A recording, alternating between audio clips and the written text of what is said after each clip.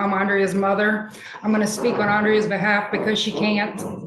Andrea's life was taken away from her June 24th of 1997. He didn't just shake her, he intended to kill her.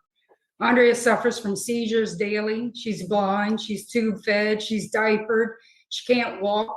She's had 21 surgeries. She has rods in her spine. She has her femurs removed because her hips kept getting replaced. Andrea hasn't met any milestones in her life. This is Andrea. Andrea does nothing. She's 27 years old. She could have went to college. She could have became something, but his hands took that away. His hands took that away. He shows no remorse for what he's done. He's never showed any remorse for what he's done. This might seem familiar to you, and that's because we played his parole hearing from 2021. I know for most of us, it would be impossible to forget it. Now, 3 years later, he's up for parole again.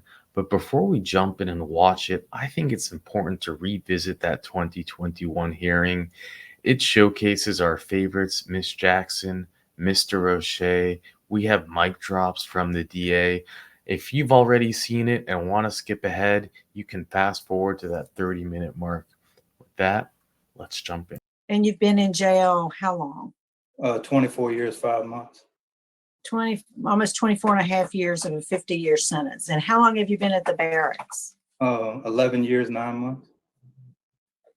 Okay, almost 12 years. I want to talk a little bit. I do have the information in the record, but I want to hear from you what happened. I mean, this is attempted first-degree murder. We know that the victim still suffers and will suffer for the rest of her life. As I read the information at the time of your arrest, the victim was 2 months old. Yes, ma'am. And was suffering from 6 broken ribs, broken wrists, broken legs, detached retinas, brain injury, and so forth. So I want you to tell us what happened. Well, it's my understanding that you and the victim's mother concocted some story about what happened to her, but later, after you had overdosed on Tylenol, you gave a different story. So tell us what happened. On the morning of June 24th, 1997, I woke up later that morning. I had worked the night before till 11:30. My wife asked me to change the baby and bring her to in the bathtub. She was going to give her a bath. I asked, I said, what's wrong with her? She said she had been crying like that since 4 o'clock that morning. So I took her and started changing her. You know, she was full of poop and everything. And in the process of that, I shook my 2.5-month-old child, my youngest of 5. I brought her to my wife, dropped her off in the bathtub where she was at, and she gave her bath. Called me later on. I got her dressed, and I thought she went to sleep. A little while later, she started having seizures, and I asked my wife to call the doctor and explain what was going on. He said it was nothing. Bring her in at the doctor's appointment. So I said, a little while later, I said, things still ain't right. I said, call, and he said, bring her in. And that's where he felt it was spinal meningitis, but later on, they diagnosed her with baby shaking syndrome when she got to Optimus Hospital that night. Well, and it seems like it's a little more than that, but you submitted a clemency application, but then you became parole eligible. So here we are today for a parole hearing. And the version you just said is different from what you put in your clemency application. And then it's different from, what you told the police when y'all were at the hospital with the baby. Right, well. So that's concerning a little bit to me. Well, right. In a police report, I had mentioned that 2 weeks prior, I had a situation with her as well.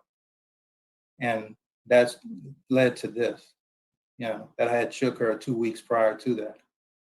And in my clemency application, I put in there that I was late for work. I had work up that morning late for work, which the discrepancy in that is that I actually had permission from my boss to come in later because we was doing a loadout the night before. And that's why I was late for work that morning. All right. And you were offered a plea deal. You accepted a plea? Yes, ma'am.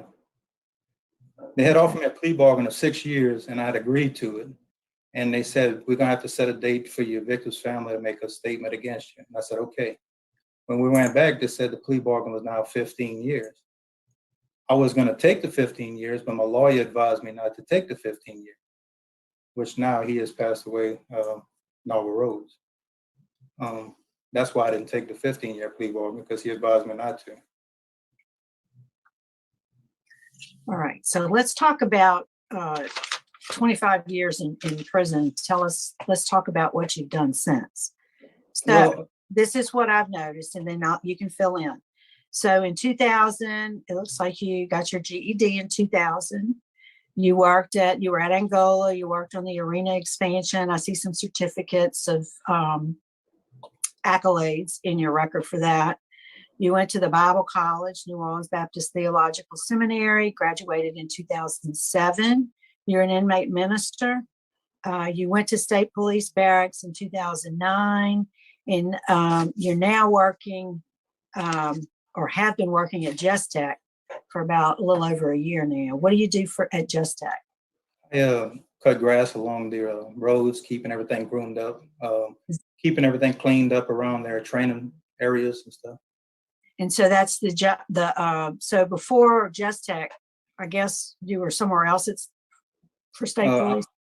When I got here 11 years and 9 months ago, I was at Just Tech cutting grass. At the time, Captain Board needed me to fill in a position as a clerk downtown because of my college education, that I was able to handle the clerk's job. So I did that for the police barracks, and then they brought me back. I've been here a total of about 3-4 times at Just Tech cutting grass and cleaning up. What office did you serve as a clerk? Fleet operations. Fleet. Okay. So tell me about your history. Do you have any substance abuse in your background? I was a sociable drinker when we go to the club or something like that. I never did narcotics or nothing like that. Okay. Tell us about, I noticed in the record, you've been married 3 times. Of course, you have 1 child that's here today with us. And then I noticed you had 4 other children from another marriage. I assume we'll hear from your daughters shortly. And then there was another marriage with no children. I want you to tell us and everybody here why you think we should, this is a horrible crime. The victim, bless her heart, is still suffers, will suffer for the rest of her life. Why do you think we ought to give you favorable consideration? Well, I know that, there's no amount of time can make the horrible situation right. And I took full responsibility at the very beginning of when I got out on bond for those 5 months. You can see in my packet, I went and got a mental evaluation done. I had one-on-one counseling. I did parenting classes, behavioral management classes, conflict resolution classes. I've taken parenting 1 and 2. I've taken victims awareness. I've taken living in balance. I just graduated last night for the 3rd time for anger management, because I believe it's important to stay grounded in the fundamentals of anger management. I've done 24 and a half years without a write-up. I've shown myself to be a model prisoner, and I just pray that y'all would find favor in that. I did mean to mention your excellent conduct record. Thanks for mentioning that. I had it written down. I forgot to mention it. Let me ask the folks at the barracks what they'd like to say. Sir, can you give us some input? Yes, ma'am. Rocky, as he's been here, he's never been any issue for us. As he says, he cuts grass here. It's a 1,600-acre facility, and he cuts grass where he's needed, and very little supervision. So other than that, we've had no issues out of him at all. All right, thank you. I don't have any other particular questions, and I don't see any from my colleagues, so I'd like staff to introduce those who indicated they'd like to speak today. First, we will hear from Mr. Kerry Myers from Louisiana Pearl Project. Thank you and good afternoon. Kerry Myers with Louisiana Parole Project. As you can see from Mr. Hebert's record, number one, he has no previous criminal offenses. Nothing in his juvenile history, nothing beyond this. No disciplinary write-ups since he's been incarcerated. So while this is a very serious offense, I think that Mr. Hebert's work on this, also his deep remorse, I think his remorse is deep and wide. Certainly, if he could change this, he would, but he can't. He can certainly be more of an asset as to the care of his daughter if he was working, providing assistance for her care. That would certainly be an asset in that way.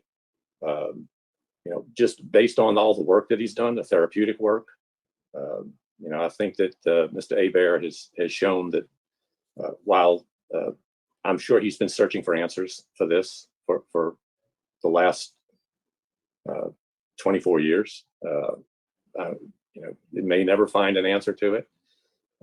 But I do believe that Mr. Hebert is a person who is rehabilitated, presents no threat to public safety, and based on his record and his ability, he has a reentry plan through Parole Project, and then with his brother, he has employment, and I believe he would be a much more a greater asset outside of prison than he would be incarcerated. So I would ask this board to grant him parole. Thank you. We will now hear from Mr. Rene Hebert, brother. Yes, my name is Rene Hebert, and Mr. Kerry is right. I do have a job for my brother when he does get out. I have many jobs. As everybody knows, the hurricane has affected us. I own a construction company and an engineering company. We have a house for him to live in that's not is down to buy us. We have transportation for him to get back and forth to work. And I do believe over the years of seeing him from where he was to where he is now, he has changed as a person. And if there's anything in the past he would change, that would be the one thing that he would take back in a heartbeat. We all have felt this. I've been raising since he's been locked up. My daddy has dementia, which is in the background. My mama has AFib, which they both live with me. And I'm taking care of them besides running my two companies. So him being out would definitely help me and take a load off my shoulders and also benefit the society in a positive way.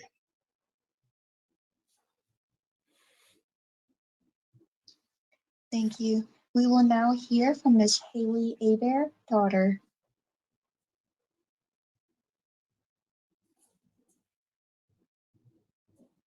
Yeah.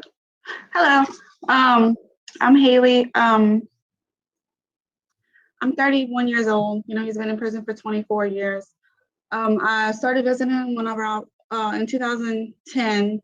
So it's been about 11 years now. We've grown a relationship.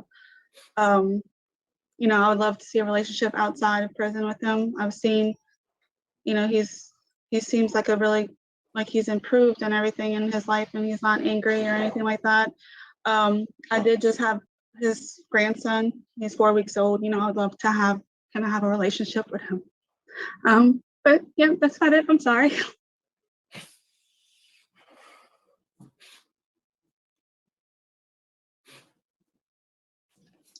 Thank you. We will now hear from Ms. Sierra Hebert. Hello. He went to jail when I was just about 2 years old.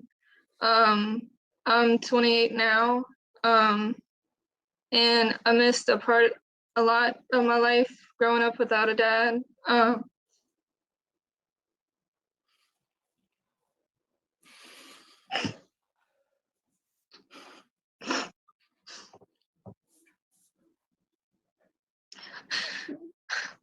I'm sorry.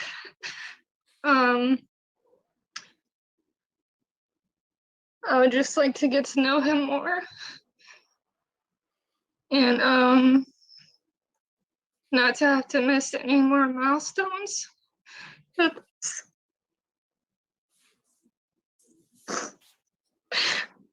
I think that's all I can say right now.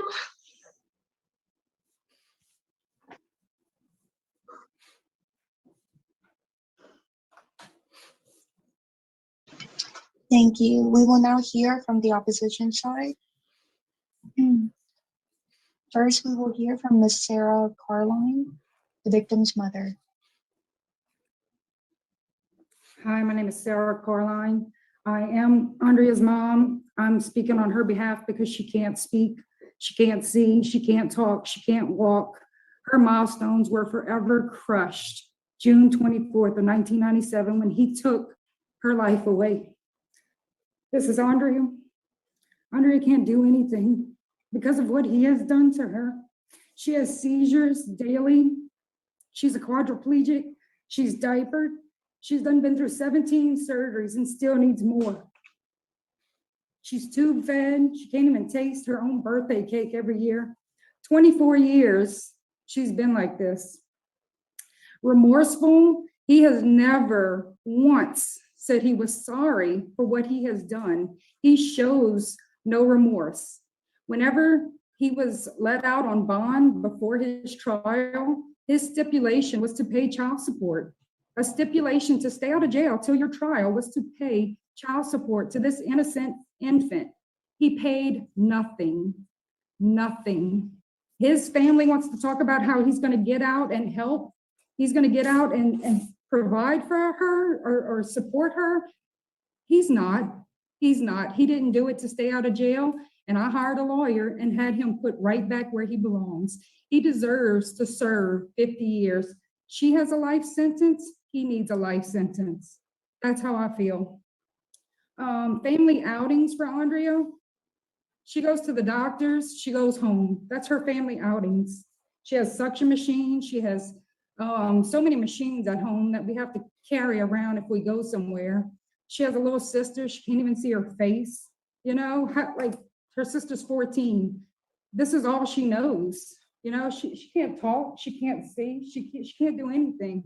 Her stepfather has been in her life for 19 years. That's her father. That's a man that stepped up and took on this responsibility of somebody like Rocky Hebert to destroy.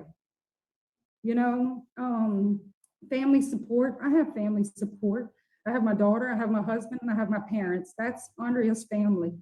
Rocky's family has done nothing for Andrea, nothing. He will not do anything for her.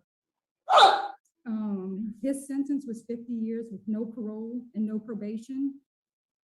10 years in Angola, 10 years. And he's been at the State Trooper Barracks for how long? 11 and a half years. It's not enough. It's not enough. Thank you. Thank you for your time.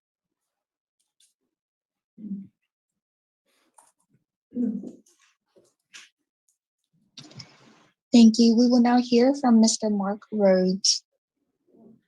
Madam Chairperson, members of the board, my name is Mark Rhodes. I was the first assistant district attorney in the 32nd Judicial District Court in Terrebonne Parish.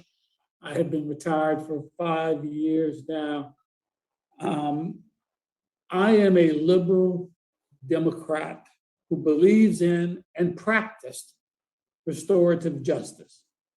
I hired many lawyers over my 30-year career, and I always told those young lawyers, this job is not about putting people in jail. This job is about bringing justice to victims and going the extra mile to keep people out of jail.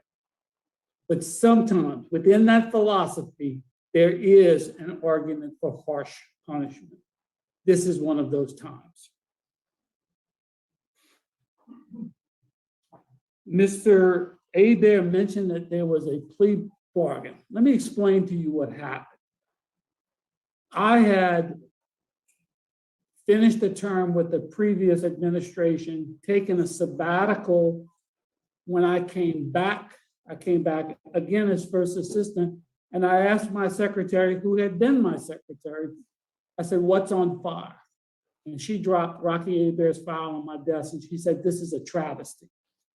And when I opened the file, I couldn't believe what I saw. He's right. There was a 6-year deal and there was a 15-year deal on the table, and it took my breath away. So I patiently waited till the deal expired, and I immediately filed a bill for attempted first-degree murder.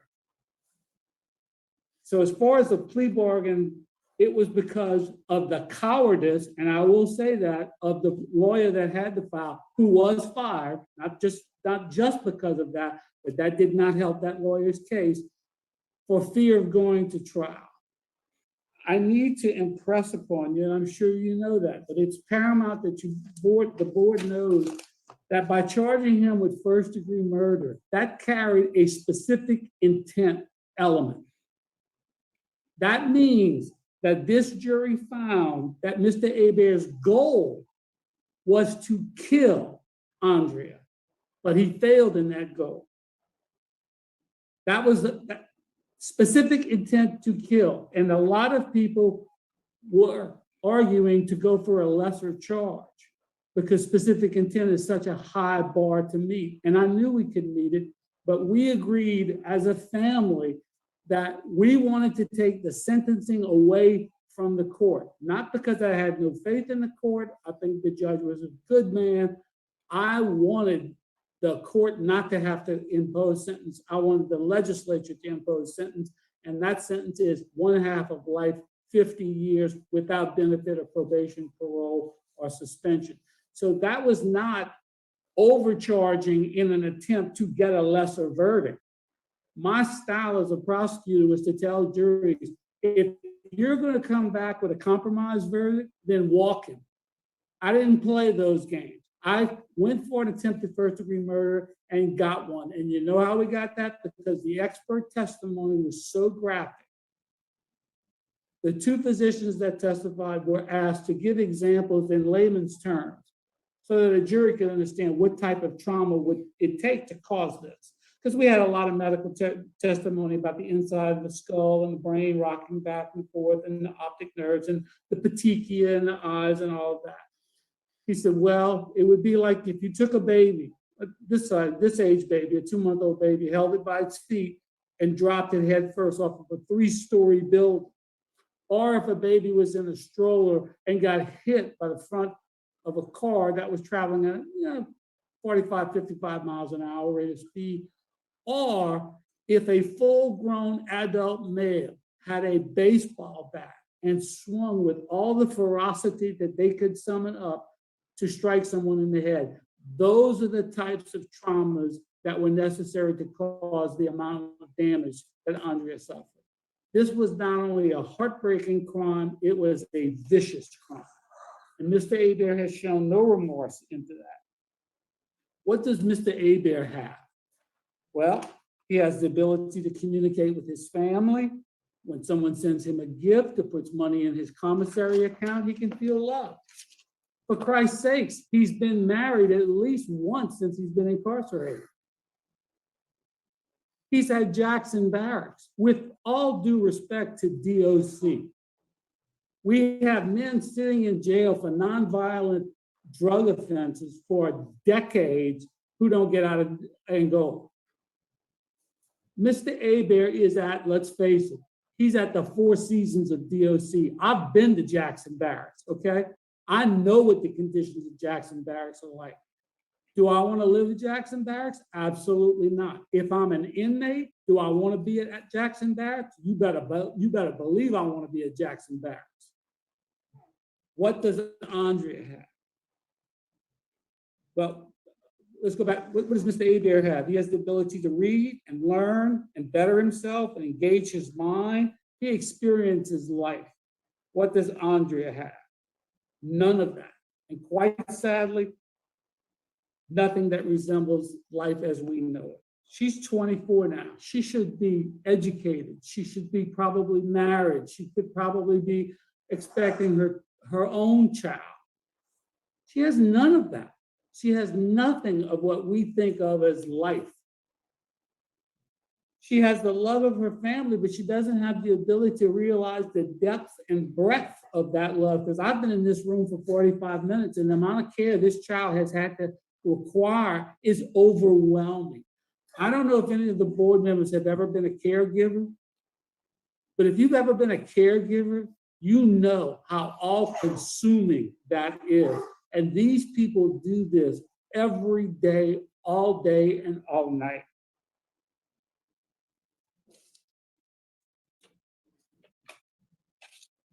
He didn't only take Andrea's life away, he took his mother's life away. Andrea's mother, Sarah's life away, his grandmother's life away. Now that her husband, she's remarried, his life is compromised, their child's life is compromised. And it's going to go on in perpetuity. There is no end date of this. It's never going to get easier. Mr. Rhodes, could you wrap it up for us, sir? We Yes. appreciate. All right, I understand. I just want to express how vehemently I oppose this, and I want you to understand that's not a typical prosecutorial response that you're looking at. I am a compassionate man. This was a horrific crime, and I cannot, in good conscience, not be emphatic in opposition to it. I respect the difficult job that you have. I really, really do. And like I said, I am a fan of restorative justice. Sometimes within that philosophy, you need to have harsh punishment. And the reason we went for first-degree murder was to take the sentencing away from the jury and impose a minimum mandatory. And it's not fair that we took that risk where we could have got a compromise verdict, and that now the legislature is taking away that minimum mandatory without benefit of probation, parole, or suspension. I thank you for your time. I apologize if I come across as a little harsh, but in 5 years of retirement, this is the first time I've agreed to come to a parole hearing, because this family stays with me. This case stays with me. I lose no sleep over Mr. Hebert's situation. That's his consequence. Their consequence is this child. Mr. Hebert's consequence has an end date. Theirs does not. In closing, since Mr. Hebert is a minister now, I would refer him to Matthew 18:6. If any one of you causes one of these little ones to stumble, it would be better for them to have a large millstone hung around their neck and to be drowned in the depths of the sea. I want to thank you for your time. I wish you Godspeed in your deliberations. Thank you so much. Thank you, Mr. Rhodes. All right. Mr. Hebert, this is your Yes, ma'am. opportunity to make a brief statement, address your remarks to the panel. Yes, ma'am. First and foremost, I'd like to take full responsibility for my actions. I was in a downward spiral, and I knew I needed help, and I apologize to through the board. I'd like to say I'm sorry to the victim's family for the changes and everything. To my victim, my daughter, I am truly sorry for this, and there's not enough words in a day that I could speak to express my remorse, and I am truly sorry for this situation. And one thing that victims awareness taught me, that it's not just the primary, it's the secondary and tertiary victims that suffer. And I think about all this every day, and this is what drives me to be a better version of who I was the day before, because I don't want to be that horrible person no more. Nor do I want to cause pain to anybody else outside of that. I truly apologize for my situation. And I don't want to make light of it by calling it a situation. I mean, it's horrible. You're right. I apologize for it. All right. Thank you, Mr. Hebert. Mr. Roche? I have no questions. Okay. I think the panel's prepared to vote. Yes. Mr. Hebert? I'm gonna tell you, this is difficult. I realize the good work that you've done. Not having any write-ups in 25 years is just remarkable. When I sat down to read the facts of the case, because your case was assigned to me, I had to get up and walk away from it several times. I was so upset about it. And then today we get to see Andrea and your daughters and all the pain that's been ongoing for years and will continue. For me, I think you're doing good work. I wish you well, but I'm just not sure. I'm just not ready today. Listening to all the pain from all sides today, my vote today is going to be to deny your parole. I would encourage you at some point to write back. I don't know that would be my position in the future, but today it is. So that's my vote. Ms. Jackson. Mr. Abear, likewise, I agree with Mr. Rhodes. There's some crimes that there's not enough good work that you can do to overcome the devastation that you've caused. And I'm going to be frank with you. I didn't see any remorse when Andrea's picture came on the screen for you to see. It was as if it was nothing. There's nothing there.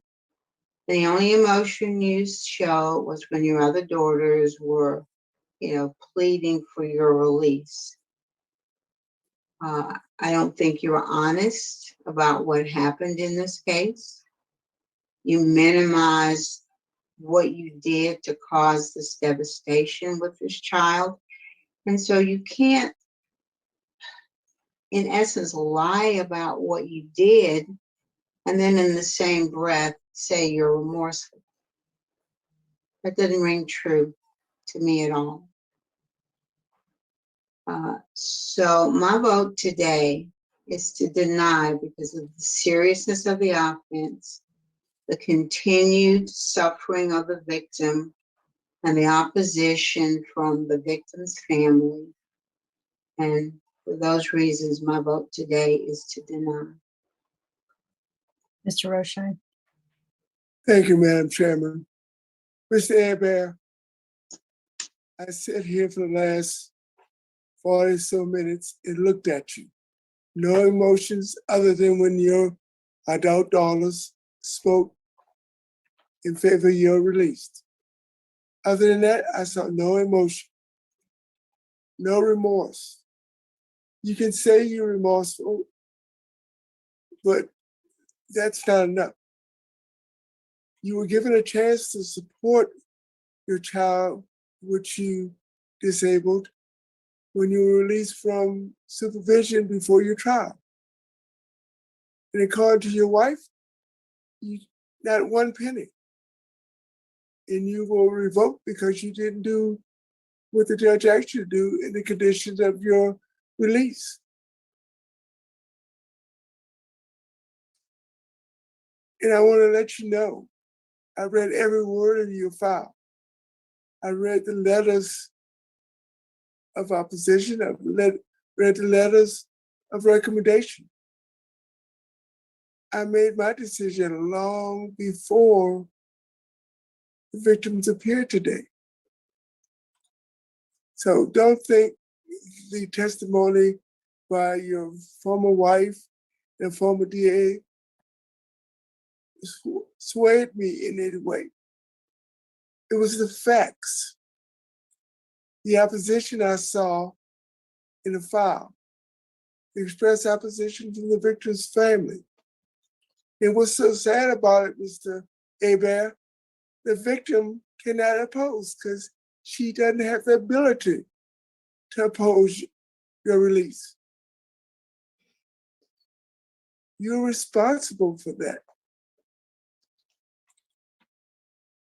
Along with opposition, I think it's insufficient time. There's no way that 24 years of incarceration can compensate for what you did to that child, your own child. You need to go back, think about actually what you did in the state in which your child is today.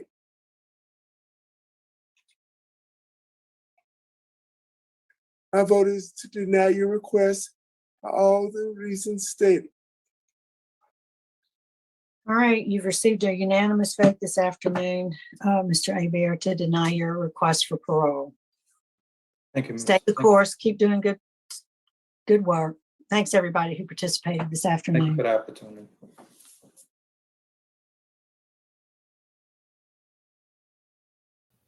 We're going to fast forward to 2024 to watch his second hearing just 3 years later from this date.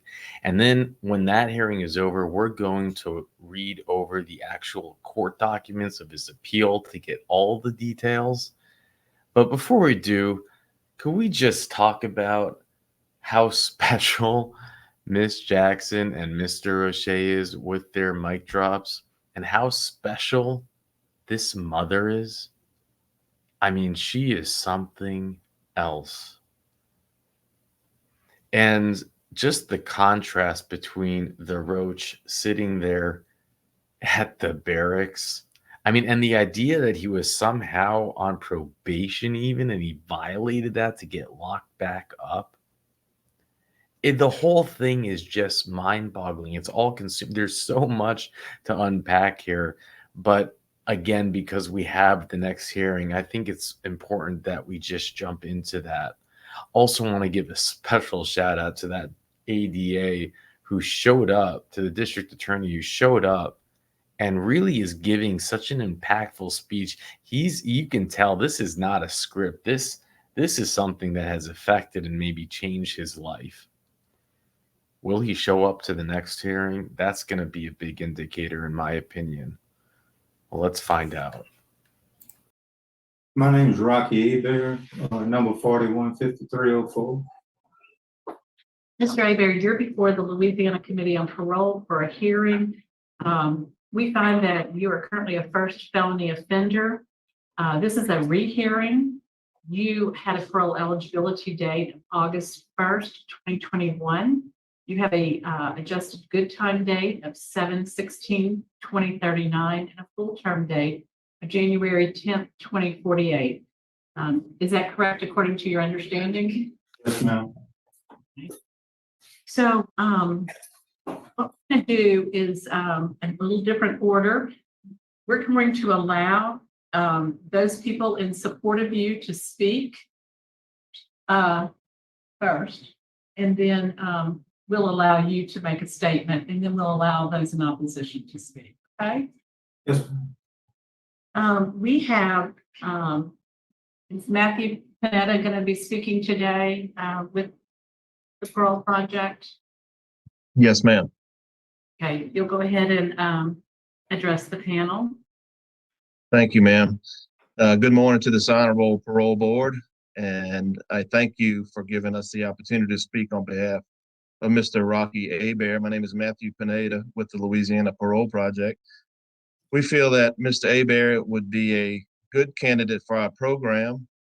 He has maintained an exemplary disciplinary record. In the course of 27 years, he has not had a single disciplinary report. And because of this excellent conduct, it has afforded him the opportunity to serve in several minimum security trustee jobs. He has held down these jobs, and he has been housed at a minimum security facility at the State Police Barracks located in Zachary, where he works as a maintenance trustee. He is also a graduate from the New Orleans Baptist Theological Seminary. He has attained his associate and Bachelor of Arts degrees while at Angola, and he has continued pursuing his master's degree at this current time while he's at the State Police Barracks. He has served our country and is an honorably discharged Army veteran. He has maintained his involvement in educational and rehabilitation programs his entire incarceration. And if granted parole today, the Louisiana Parole Project will provide transitional housing, case management, peer support, counseling with our staff social worker, and assistance through the 4 weeks of intensive rehabilitation programming that we provide at our program. Once he completes our program, he has an approved residence in Mississippi, where he will transition to work as a prison chaplain in the Mississippi Department of Corrections under Commissioner Mr. Burl Cain. And we humbly ask that this honor board grant Mr. Hebert parole today to continue his hard work and service that he is already doing inside the facility at the State Police Barracks. We feel like he will not have any problem following the footsteps of our previous successful clients at the Parole Project. Thank you. Thank you. We also have Renee Hebert and Haley Hebert, brother and daughter of of Rocky. And we'll ask Renee to speak first. I have. Yes, ma'am. Okay. So if you'll go ahead and address the panel and keep it to about 3 minutes. Okay. Yes, ma'am. I am Renee Hebert. I am Rocky's oldest brother and only brother, honestly. He has been locked away at a very young age, and I've watched him change over the years from where he was in his life to where he is now. He has, to me, shown 100% turnaround. What happened back then was no denying. He was not in the right frame of mind. There was other substance that was mixed with the young age. But we, as a family, have watched him change. Since his incarceration, my mother has passed away. This was one of her wishes that before she had passed, I am right now taking care of my dad, who is a vet, a U.S. vet, which has dementia and Alzheimer's, who lives with me in my house. So I work between taking care of him and also holding my job down for my family. But my brother's, where he, like I said, where he was in his life, where he is now, it's a 180-degree change. I can't speak how proud we are to see him change his life around when there's other people that have not, that have been incarcerated for this long, especially at a young age that he was incarcerated. Thank you very much for your comments. We also have Rocky's daughter, Haley Hebert, and give you an opportunity to speak now. Hi, I'm here. I'm with my 2 other sisters also. We've been visiting for many years, and like we've seen his growth as a person and the things that he's changed. You know, we have children now, and it would be nice for him to be a part of their lives. It was hard growing up without him in our life, and you know, you can't change the past, and it's, you know, he's grown from where he was. So Thank you very much for speaking on his behalf today. We also have individuals here in opposition to the release, and we would like to allow Sarah Carline, the victim's mother, to speak at this point.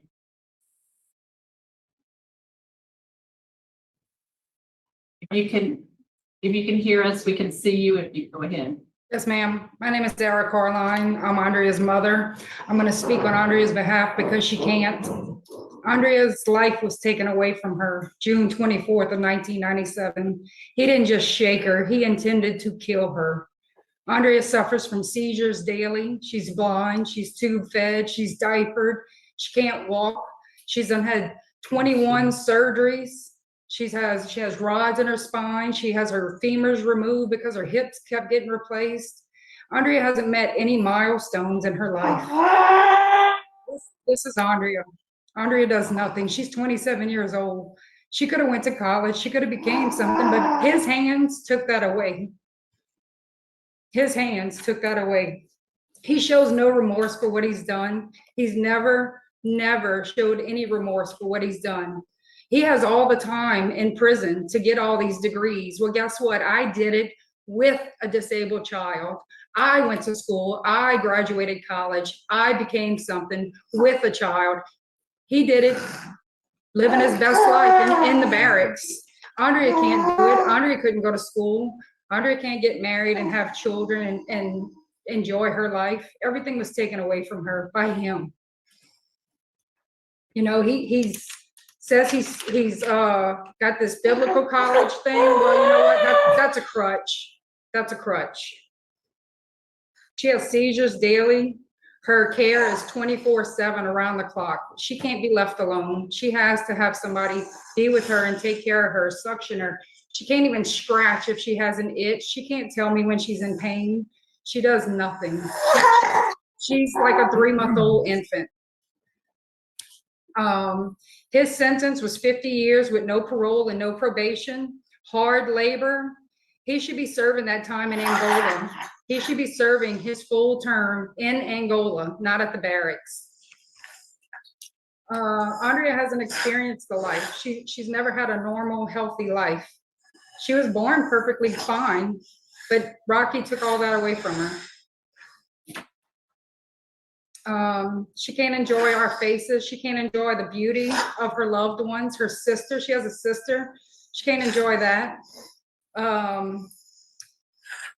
Everything that she's ever known is this, you know, is Andrea like this.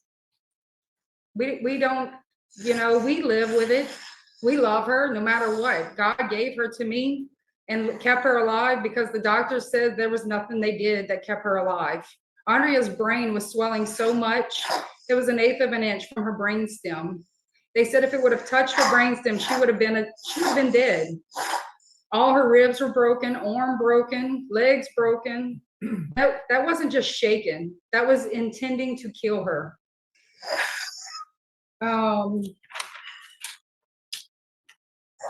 She does take multiple medications 3 times a day. She has muscle spasms, seizures. She's in pain, but she can't tell me she's in pain. We just try to keep her comfortable. That's it.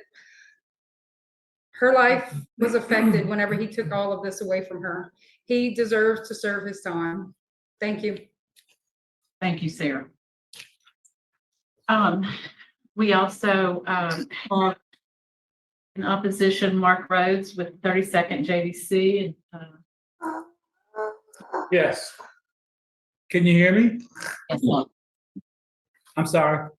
We can hear you. Okay, thank you. My name is Mark Rhodes. I was formerly the first assistant district attorney in the 32nd JDC. I've been retired since 2016. Andrea's case was the 2 main factors that I'd like you to focus on here today.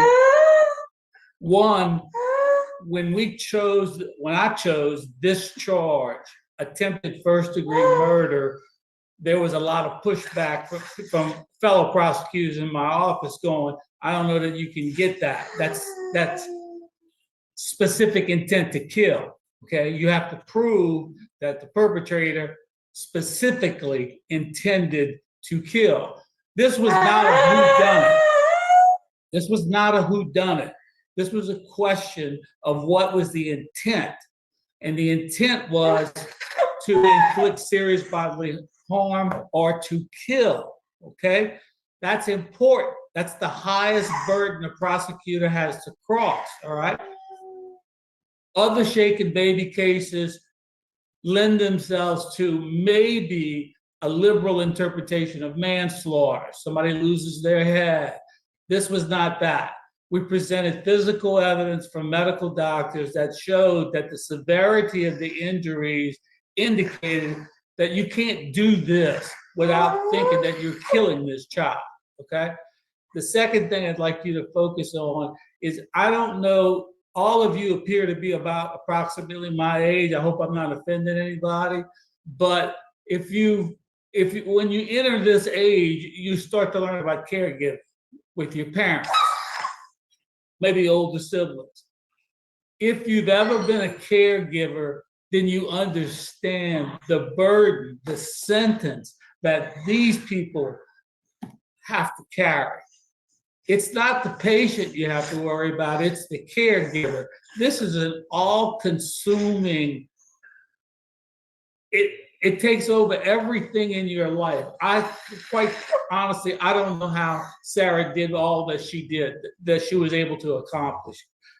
This is 24/7.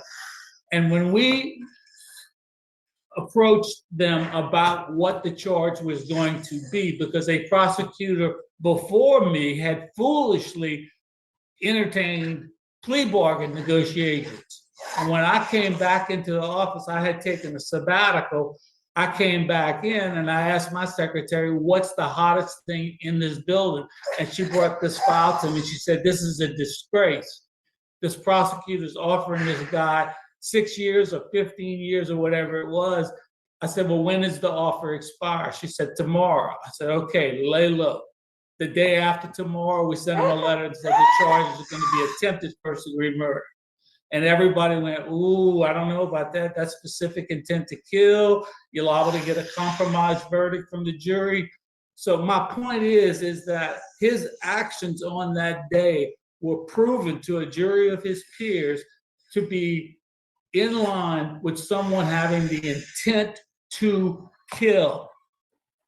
If he had accomplished what he wanted, he would not be looking at parole at 27 years, okay? And also, when I'm telling my victims, we're gonna go this route, attempted first-degree murder, and one of the reasons we're doing that is because even though it says without benefit of probation, parole, or suspension of sentence, it always comes back, okay? So we want the most serious charge so that we can defeat probation, parole, and suspension of sentence situations down the road. So the two things I would ask that you focus on, not so much Andrea's injuries, those speak for themselves. Nobody's heart wouldn't go out to this child. So focus on Mr. Hebert's intentions. He intended to kill this child. I know that's hard for you to believe, but that's exactly what the jury found. And also to look at the burden, and I know they don't see it as a burden because these people have so much love in their heart. It makes me feel heartless, and I'm not a heartless prosecutor. I was known to be a very fair prosecutor, to be a proponent of restorative justice, all those things. But I tried over 70 life sentence cases, 8 capital murder cases, and I have to tell you, this was one of the most horrific cases I ever tried. And to grant, I can't believe that he's at Jackson Barracks. I just can't. For the life of me, I can't understand that. But anyway, I would ask this court, this board, to deny Mr. Hebert's request. I thank you for your time. I'll also answer any questions you might have. We have significant packet. This case has been assigned for Mr. Freeman to take lead on, and I'll let you get the statement from Mr. Hebert. Okay, Mr. Hebert, tell us what happened, what went on that day, and also tell us why do you think we should let you out today? All right, yes, sir. First and foremost, I'd like to apologize through the board to Sarah Larpin, Andrea Larpin, and Mark Rhodes, and everybody that was affected by this. Because one of the most impactful classes that I've taken in my 27 years of incarceration was victims awareness. And it's shown me that just more than a whole bunch of people impacted by this crime. Not just me or them or a lot, it was a ripple effect. And for that, I'm apologetic to everybody that was involved. Houma Police Department, DA's office, everybody. My life was spiraling, you know. I had childhood dreams growing up that I wanted to join the military and serve 30 years. And well, my life began at 13 years old when my first wife got pregnant for my oldest child. He's 37 years old right now. And I accepted my responsibilities for that child. And I started going to work every day after school from 3 to 11 in my mom and dad's washing materials. Well, eventually I had to quit school and get married and take care of my responsibilities, but I still found a way to take quarter credit hours at Delta College and still join the military. Well, a few years later, she got pregnant for a set of twins, and the military gave me an honorable discharge because I wasn't able to financially support my family because my family had got so big. But when I come home, my wife at the time didn't want anything to have with me, so I had to start my life over. That's when I met Sarah, and we fell in love with each other, and life took that turn for me. But my life was already beginning to spiral out of control because I was living a life that I didn't, dream of when I was a kid. I wanted to be in the military, but I had joined the National Guard to try to reclaim my way back into the active duty status that I was in. And my life was spiraling hard. And I was starting to go out more, and I was starting to drink more, and I was starting to just go down the wrong path. And on June 24th, 1997 was the second time that I laid hands on my daughter. I shook her that morning. I put a nookie in her mouth and I tapped on her butt, and I thought she went to sleep, but she started having seizures. Instantly, I told my wife at the time, call the doctor. They said it was nothing. I insisted that she call back, and then we went to the doctor's office. He told us to come in, and I carried the baby in, and he took her out of my arms, and he asked us to sign a paperwork dealing with a spinal tap. And approximately 2 weeks before that, I actually, shook her, put my hands on her again, the first time. But my life was spiraling hard. It wasn't nothing to do with her or my wife. I didn't have any intention on trying to kill my daughter. That wasn't the case. I was just spiraling hard. And I guess it was just the crying and the whatever triggers in my life or whatever. I don't even know. I don't have those answers to those questions. But as you can see in my packet, I got out on bond for 5 months, and I went and seen a psychiatrist, a social worker, one-on-one counseling. I took all kinds of anger management classes, conflict resolution classes, everything I could, because I didn't want to be that horrible person ever again in my life. And that's when my rehabilitation began, because I've never been arrested before. This is my first time ever being in a police car, and I've never gotten out, except on that bond for them 5 months, excuse me. And but I knew I didn't want to be that horrible person ever again in my life. So I instantly, on the 23rd, I got out on September 10th of 97 on bond. On September 23rd, 1997, I was in my first class getting help, because I didn't want to be that guy ever again. And what I do is every day I take a personal inventory of who I am today. And I say, how can I be a better person than I was the day before? How can I make better choices today with my life that reflect the changed person I am? I'm extremely remorseful for my crime, and I allow my packet, my actions, and everything in life to represent that remorselessness that I have, because I feel like I owe it to my family. I lost my mother this last year. It's like learning how to do incarceration all over again. My mom was my backbone. And that's kind of. Okay. All right, how many times have you been married? 3 times, sir. Okay, and how many kids you had with your first wife? Just the boy? 4, sir. Okay. Do you still have contact with your son? Yes, sir. I just had a visit with them like a week and a half ago.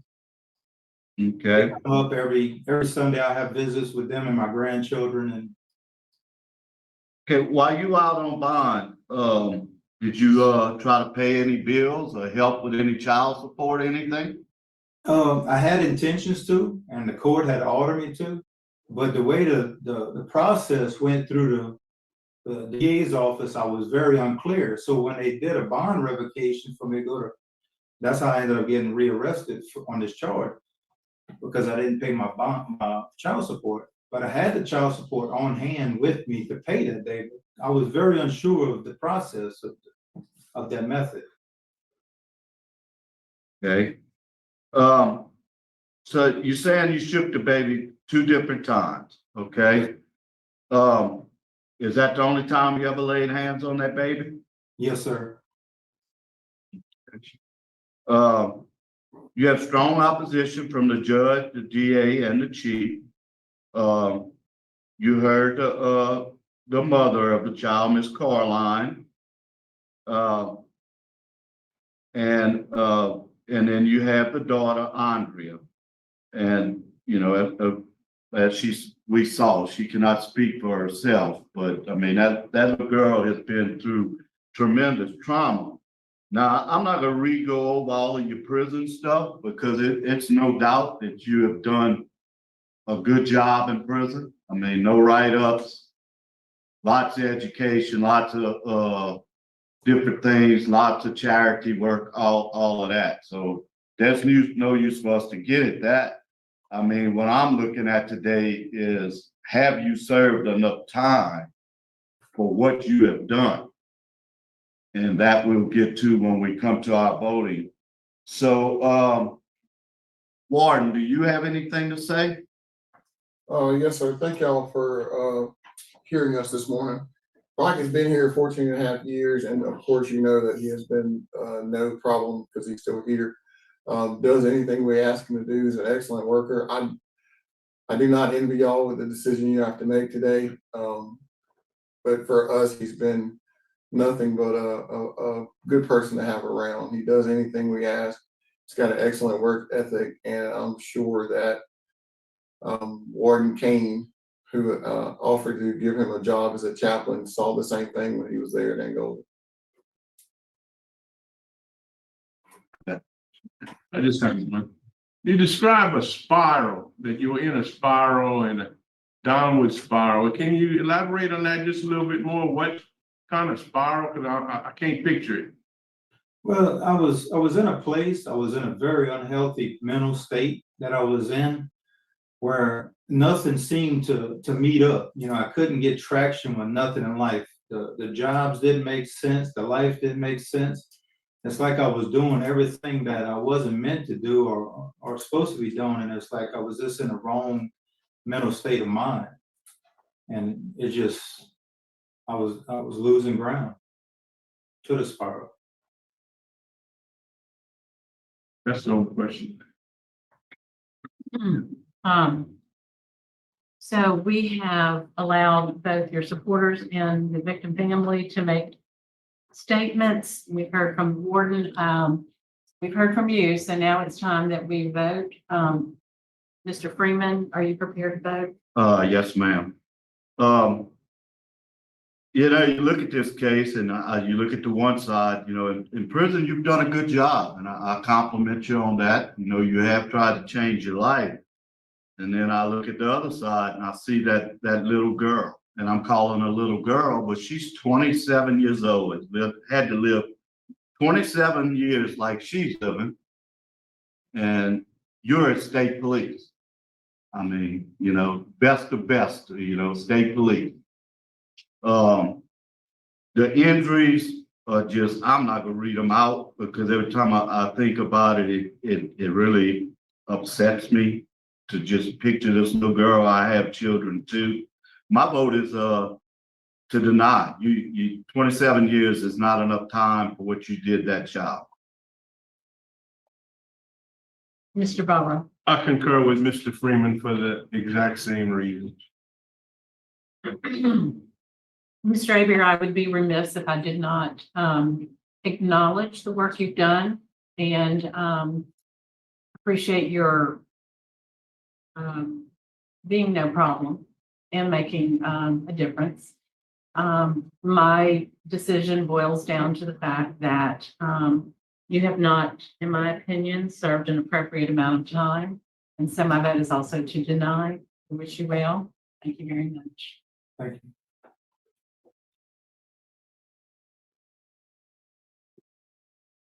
We're going to conclude our hearing at the Barrack, 10:33. Get out of here.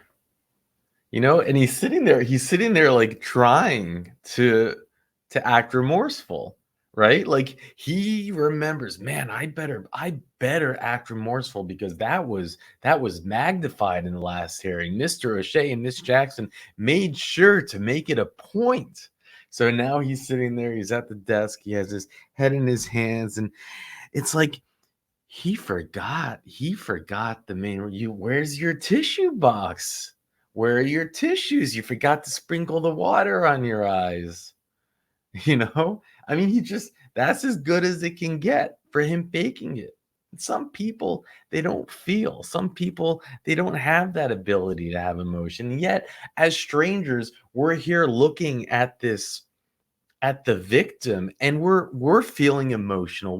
Many of us cry watching this, and he can't even fake it. We didn't get the mic drops that we got last time, but no one can repeat a Miss Jackson, Mr. O'Shea mic drop. Mr. Freeman laid it down bluntly. The other parole board members just let it go, whatever. But thank God for that ADA. And he showed up a second time, and he showed up and in person this time, because I guess it was, they didn't have the COVID concerns. I love this man. If I can just imagine if we can have our offices filled with ADAs, DAs like that. Someone who actually cares. Someone who he's retired. He can forget about it. It's years later, and he's showing up, laying down the truth. How unique. It's incredible. And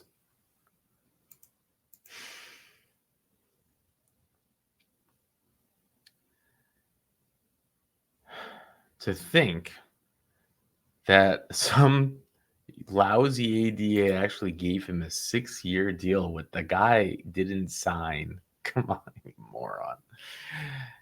To think that could have been a possibility. He would have signed the 6-year deal, gotten out on parole after maybe serving a year, and he would have just gone away with it, and he almost did. It just shows the contrast of who it is in there, and you can't make it up. And his supporters. You have a new guy on the Louisiana Parole Project. It's possible we covered his parole hearing. They staff everyone at the Parole Project, or mostly everyone of our former convicts. And Randy Meyer's not there, but he might as well have been. It's the same speech, it's the same rehearsal, it's the same whatever. And then you have his daughters come on. And could you give a more meatless statement? Can you give something that has nothing to it, no emotion, and they're giving the whole process no respect? They have like birthday flyers in the background, and they're sitting there, and what do they say? They say, well, can't change the past. That's what they say in the quote. In like a one sentence, they have years to prepare for this, and all they do, they show up like all hunky-dory and say, well, it can't change the past, so might as well parole him. Are you really that? I guess the apple doesn't fall far from the tree. It just doesn't. I believe that they feel they are victims in this. They feel that they're the ones that are being wronged in some way. And for those wondering, what's the police barracks? It's almost the creme de la creme. There's another level up, I believe, that you can get to, which is working at the governor's mansion. And we have covered hearings for those who work at the governor's mansion. But I don't have the exact details of understanding. Do they sleep at the barracks? I don't know but it's a good place to be. It's a good life. It's not Angola. And thank you, Carol. Carol's a mod, and she sent an email. Many of you know Carol, Carol said, this is a Mandu classic, and you should cover it. And Richard's like, yep, I already have it covered. He recorded the hearing. He linked up the hearings for us and said, Mandu, here's all the info. So special thank you, of course. And now let's go over the facts of this case. What's sad about all this is that he can just reapply for parole again. If you can imagine that. Probably just another 3 years. This family is going to have to go through it every 3 years. About a month after she began dating Petitioner, Sarah discovered that she was pregnant. She and Petitioner decided to get married. They moved several times during the course of Sarah's pregnancy and had financial difficulties due to Petitioner's lack of work. He's a real champ, this guy. The baby girl named Andrea was born April 6, 1997. After an uneventful pregnancy, her conditioned birth was completely normal. During her first 2.5 months, Andrea was seen by her pediatricians for well baby visits and for respiratory infections, a common illness in infants. On June 14, 1997, a hematoma on the baby's head was brought to the attention of the doctor, and x-rays indicating swelling, but no broken bones. Since there was nothing in the history to indicate that the baby had fallen or was dropped, and a hematoma could happen in a variety of ways, child abuse was not suspected. The baby was seen 3 more times before her June 23, 1997 follow-up appointment. At the visit, Andrea's weight, which had fallen, returned to the level it was on June 11th. There was no visible signs of trauma, and her upper respiratory infection was improving. On June 24th, the pediatrician's office received a call from her mother, who was worried about the baby's condition.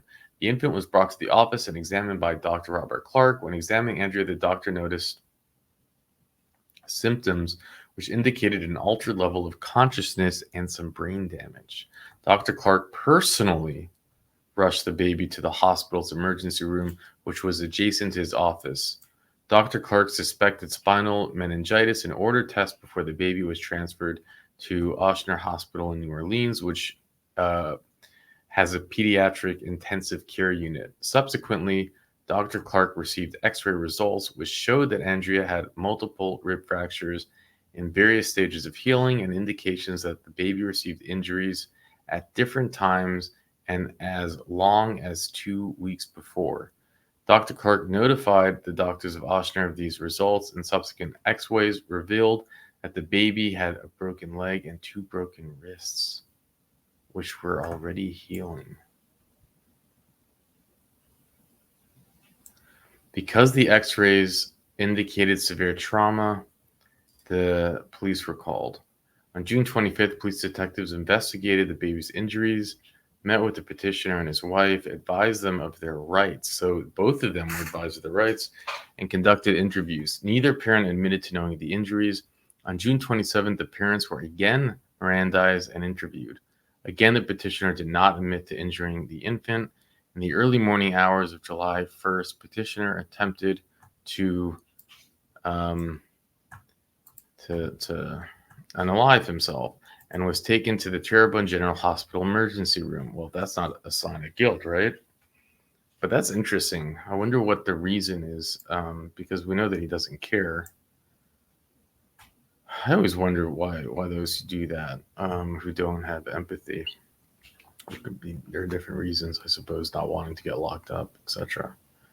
Because petitioner said that he wanted to talk to the police department was notified that the detective went to the hospital. At that time, the petitioner told detective that he had shaken the baby on June 24th. The detective went to the hospital later that morning and took a statement from the petitioner. In the statement, the petitioner admitted that on June 24th, Andrea was whining and that he shook her for a few seconds before she started having seizures. A few weeks earlier, he had shaken the infant when she was crying. He did not recall if he squeezed her, but admitted that Andrea's broken ribs could have been from that incident. He denied knowing how the baby received a hematoma on her head, her broken leg, or broken wrist. He did recall, however, that while a nurse was preparing her, she bent the baby's wrist. Yeah, okay. Petitioner further acknowledged that he had bad temper caused by stress. Subsequently, petitioner was arrested. Despite her neurologist's expectations, Andrea lived. She was described at the time of the trial as being blind, having very bad cerebral palsy, being mentally and unable to talk, walk, or roll over.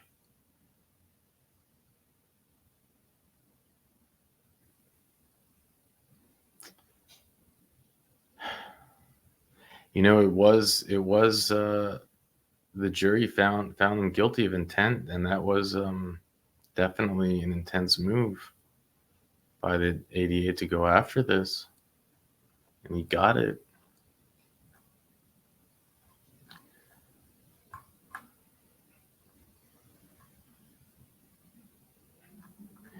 You know, one would ask reading this, how did the mother not know about it earlier?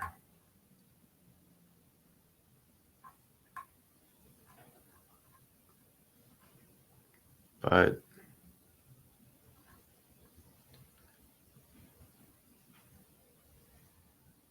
there are, I'm sure, many watching this, nurses and whatnot, who can answer that question.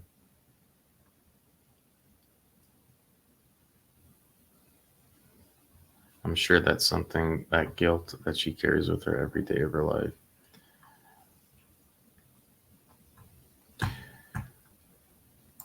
And this is part of why we do this, because it's not just a hearing that takes place in the small corners of the internet. It's something that those can see, and can see that evil truly does exist, and also doing the right thing, like the ADA, it makes a difference.